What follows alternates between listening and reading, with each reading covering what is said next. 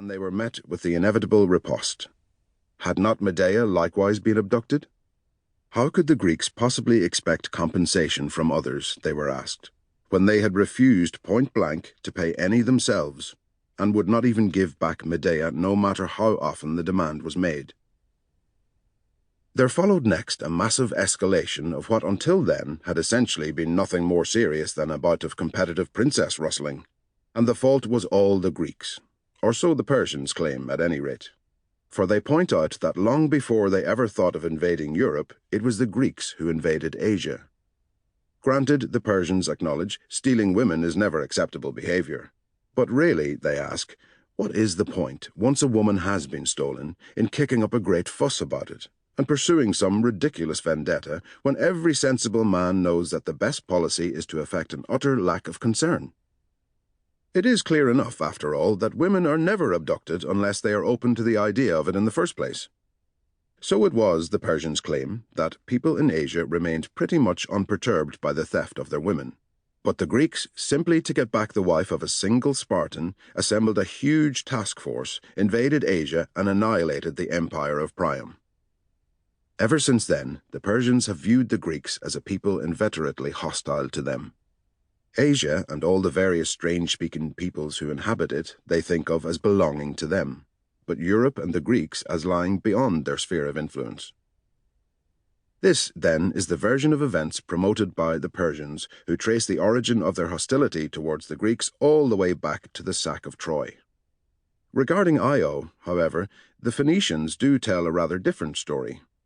Far from bringing her to Egypt by force, they say, there was no need, for she had been sleeping with the ship's captain, and when she found out that she was pregnant, so mortified was she at the thought of having to face her parents that she opted to sail off with the Phoenicians rather than suffer the shame of exposure. So then, these are the stories as told by the Persians and Phoenicians. Far be it from me to say whether they are accurate or not, but what I will do is to name the man who, I myself am convinced, was the first to harm Greek interests, and then, having identified him, carry on with the rest of my account. Human foundations, both great and insignificant, will need to be discussed, for most of those that were great once have since slumped into decline, and those that used to be insignificant have risen, within my own lifetime, to rank as mighty powers. I will pay equal attention to both, for humans and prosperity never endure side by side for long. Croesus was a Lydian by birth, the son of Alyattes.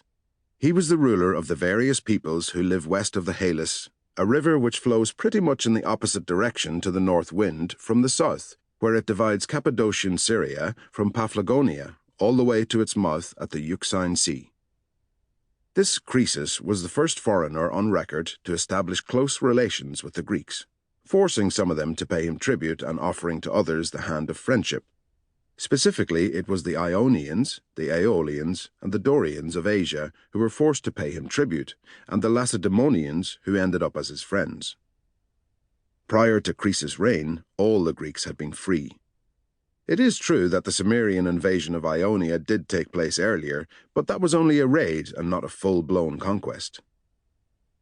Originally, the Lydian Empire had been ruled by the bloodline of Heracles, but then it passed into the hands of Croesus' family, a dynasty named the Myrmnads.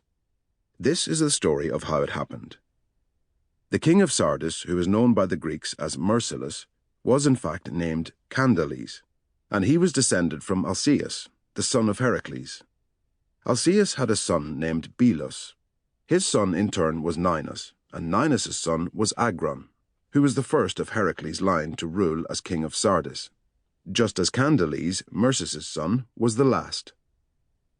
Prior to Agron, the region had been ruled by the descendants of Aetus' son, the eponymous Lidus, hence the use of Lydians to describe the people who had originally been known as Meonians.